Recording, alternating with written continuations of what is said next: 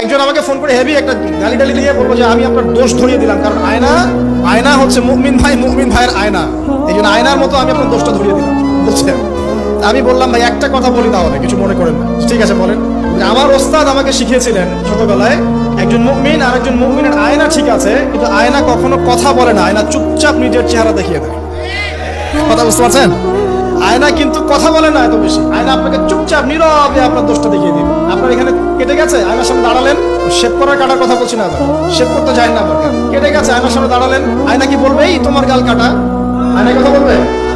আয়না নীরব থাকবে, কিন্তু আপনি ঠিকই বুঝে যাবেন আপনার কথা সমস্যা। এই হলো আয়না। মুমিন ভাই যে মুমিন ভাইয়ের আয়না, এর ব্যাখ্যা হচ্ছে এটা, যে অল্প বিদ্যা থাকলে এরকমই হয় মানুষের।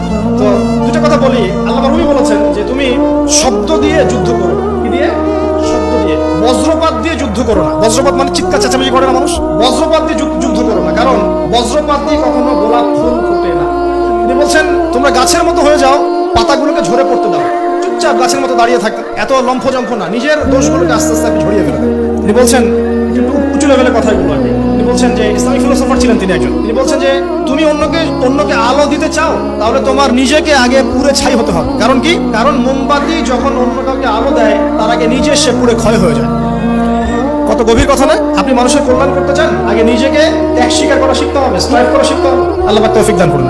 5 নম্বর যেটা ছিল কি, হ্যাঁ, আমাদের যতটুকু প্রতিভা আছে এই প্রতিভাটাকে দিয়ে ইসলামের খেদমতে কিছু না কিছু করতে হবে। কিচ্ছু করেন না, একটা এতিমখানা করেন, বিধবা নারীদের জন্য কিছু করেন, একটা বৃদ্ধাশ্রম করেন, একটা মসজিদ করেন, একটা মাদ্রাসা করেন, একটা সামাজিক সংগঠন করেন, মানবতামূলক কাজ, সেবামূলক কাজ হবে, সোশ্যাল কাজ করেন, যা পারেন ভাই, দিনের জন্য কল্যাণ করা হয় সেটাই করেন।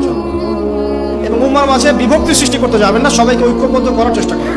আর যারা বিভক্তি সৃষ্টি করছে এবং ভেতরে ঢুকে ইসলামের ক্ষতি করছে, এদেরকে খুব খিদিরের মতো দৃষ্টি নিয়ে দেখবেন, এদেরকে টোটালি সমাজ থেকে বয়কট করে দেবেন ইনশাআল্লাহ।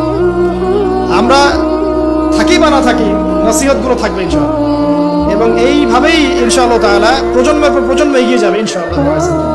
আল্লাহ রাব্বুল আলামিন আমাদের সবাইকে জ্ঞান অর্জন করার তৌফিক দান করুন।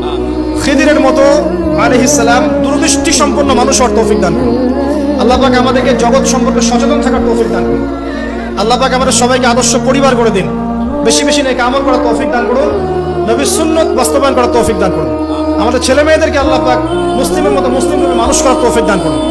আমাদের ভেতর বাইরের সমস্ত শত্রু থেকে আল্লাহ পাক উম্মাহকে পবিত্র করুন। আল্লাহ রাব্বুল আলামিন আমাদের সবাইকে ঐক্যবদ্ধ হওয়ার তৌফিক দান করুন, এবং আমাদের প্রতিভাগুলোকে ইসলামের কল্যাণে কাজে লাগানোর তৌফিক আল্লাহ পাক দান করুন। আমিন।